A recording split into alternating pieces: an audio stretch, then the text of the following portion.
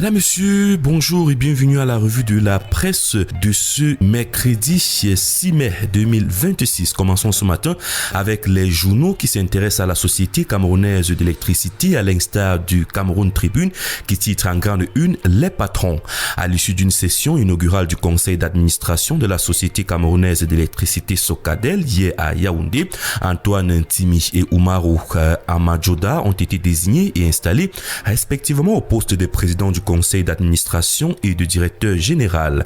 Basile Ekobena, quant à lui, occupe le fauteuil de directeur général adjoint. Les portraits des premiers dirigeants de la nouvelle société sont à retrouver dans les pages 12 et 13 du journal Cameroun Tribune. Dans la même lancée, le quotidien Mutation s'intéresse également à la Socadel et titre Tandem en lumière. Antoine Timi et Oumarou Amadjoda ont pris fonction hier comme président du conseil d'administration et directeur général de la toute nouvelle société camerounaise d'électricité. Le déroulé par le ministre de l'eau et de l'énergie, leur mission ne sera pas de tout repos. Les détails sont à retrouver à la page 7. Info Matin également titre Socadel, le top management aux commandes. En installant officiellement ce 5 mai à Yaoundé, Antoine Ntimi, Oumarou Amadjoda et Jean Basile Ekombena, respectivement PCA, DG et DGA, dans la nouvelle fonction, le ministre de l'eau, Gaston Elundou Essomba, a prescrit la mise sur pied d'actions fortes et innovantes visant la restructuration du secteur de l'énergie, la réduction des charges et l'amélioration de l'efficience de la société camerounaise d'électricité. Les détails sont à retrouver dans les pages 2 et 3. Toujours parlant d'électricité, les médias d'Afrique titrent ce matin, la Socadel peut-elle réussir ou Eneo a échoué? Telle est la question que se pose le quotidien ce matin. Paul Biya a signé lundi dernier un décret qui transforme Eneo en société camerounaise d'électricité Socadel. A-t-on déshabillé Pierre pour habiller Paul? Les Camerounais qui se demandent si la Socadel pourra réussir ou Eneo a échoué ont accueilli ce décret avec un espoir teinté de prudence. Les détails sont à retrouver à la page 3 du journal. Parlons d'autre chose à présent avec le quotidien Le Jour qui titre Maltraitance des travailleurs. 3 personnes interpellées, Sinomark scellé. La décision du sous-préfet intervient à la suite de la visite du ministre du Travail et de la Sécurité sociale ce mardi 5 mai au sein de la structure mise en cause. Cette mesure a pour objectif d'apaiser les tensions. Les détails sont à retrouver à la page 3 du journal Le Jour.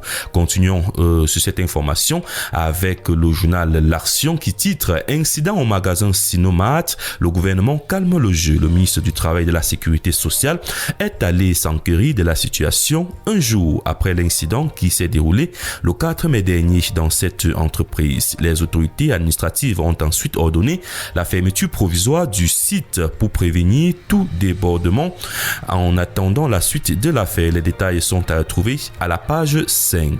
La voix des jeunes titre également en grande une ce matin, Sinomat, traitement inhumain. Accusé de traitement inhumain envers ses employés, le supermarché Sinomark d'Eli Ezoa est frappé d'une fermeture provisoire par l'administration. Une décision forte du sous-préfet de Yaoundé 1er, Aruna Ngatou, qui intervient dans un climat d'indignation générale et de vives tensions autour du respect des droits des travailleurs. Les détails sont à retrouver à la page 3.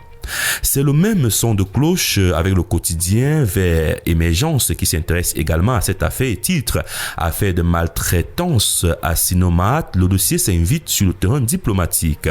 Grégoire Orona, le ministre du Travail et de la Sécurité sociale, a effectué hier une descente sur le terrain avant une rencontre avec une délégation venue de l'ambassade de Chine. Les détails sont à retrouver à la page 5 du journal.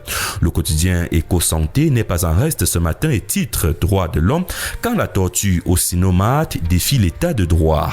24 heures seulement après la célébration de la fête du travail, une vidéo d'une violence insoutenable tournée au supermarché Sinomat à Yaoundé est venue lacérer la conscience nationale. On y voit un employé, Arnaud Ombe Boya, supplicié à coups de lamière par un militaire sur ordre de la direction. Les coupables seront punis conformément à la loi, a promis le ministre Grégoire Orona le 5 mai 2026 en se rendant sur les lieux du supplice pour réaffirmer la primauté du droit sur la barbarie. Les détails sont à retrouver à la page 6. Parlons d'autre chose ce matin avec le quotidien Défi Actuel qui titre en grande une l'intelligence artificielle renforce les mécanismes de lutte contre la corruption. Tels sont les propos de Dieudonné Massiga, président de la Commission nationale anticorruption du Cameroun. À l'occasion de la 16e conférence régionale des chefs des institutions de lutte contre la corruption des pays africains membres du Commonwealth qui se tient du 4 au 8 mai 2026 à Yaoundé sous le thème Déployer l'intelligence artificielle dans la lutte contre la corruption en Afrique du Commonwealth. Le président de la CONAC précise les enjeux de l'intégration de l'IA dans les dispositifs anticorruption. Les détails sont à retrouver dans la page 3 du quotidien Défi Actuel. L'info à chaud ce matin s'intéresse à la décision inique des chefs traditionnels Bassa et titre en grande une le dimanche Taro interdit à Ezeka. Le journal nous renvoie lire les détails à la page 11. Le journal Son Détour s'intéresse à la Kamwata ce matin et titre un souffle de plus pour l'atteinte des objectifs. Depuis le 5 mai dernier, la Cameroun Water Utility dispose du nouvel organigramme et des hommes au profil attrayant pour l'animer. Ambition affichée de cette mutation, une réorientation managériale stratégique tournée vers l'atteinte des objectifs, notamment la concrétisation des projets inscrits dans le plan quinquennal d'investissement 2023-2027 dont le branchement de 200 000 nouveaux clients constitue l'une des priorités. Sur la voie de la dynamisation retrouvée, les détails sont à retrouver dans les pages 6 et 7 du journal.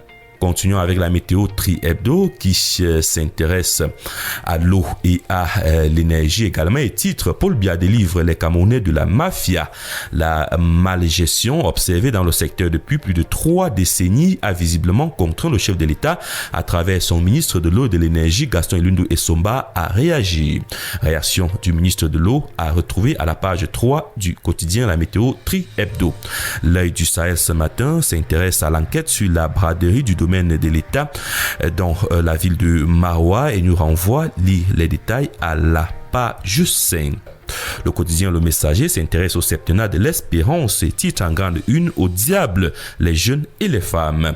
Alors que Paul Biya avait promis un septennat placé sous le signe de la jeunesse et des femmes, les premières grandes nominations et installations dans les institutions stratégiques semblent consacrer la continuité des profils expérimentés au détriment des nouvelles générations et de la représentation féminine. Les détails sont à retrouver à la page 3.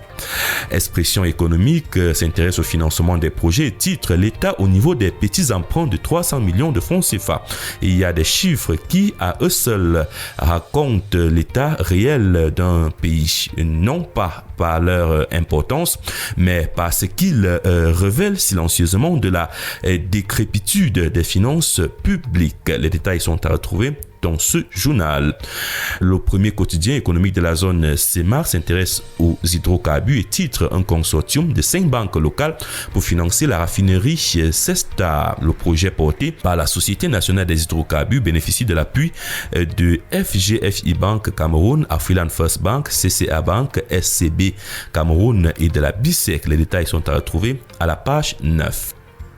Continuons avec le journal Le Quotidien Reality Plus qui titre Extrême Nord, le ministre de la Santé publique Manaouda Malachi entre mission républicaine et devoir de compassion à Zamaï en séjour de travail dans la région de l'Extrême Nord dans le cadre de l'évaluation du fonctionnement des formations sanitaires locales. Le ministre de la Santé publique, le Dr Manaouda Malachi, conduit une importante délégation mobilisée autour de l'amélioration de l'offre de soins. Cette mission vise à apprécier sur le terrain la qualité des services rendus aux populations et à identifier les leviers d'optimisation du système de santé. Les détails sont à retrouver dans les pages 2 et 3 du journal Réalité Plus. Terminons ce matin avec le quotidien Les Nouvelles du Pays, informé pour apporter des solutions. Le quotidien en question titre sur le premier forum national sur la sécurité routière en grande une, Jean-Ernest Ngalet et Biberet honoré d'un prix spécial. Le rideau est tombé sur le tout premier forum national sur la sécurité routière organisé au Palais Polyvalent Camp des sports de Yaoundé du 29 au 30 avril 2026. Pendant 2 jours, cette grand-messe dédiée à la question cruciale de la sécurité sur les routes camerounaises a rassemblé décideurs publics, partenaires techniques et acteurs du secteur privé autour d'un objectif commun: inverser durablement la courbe des accidents de la circulation.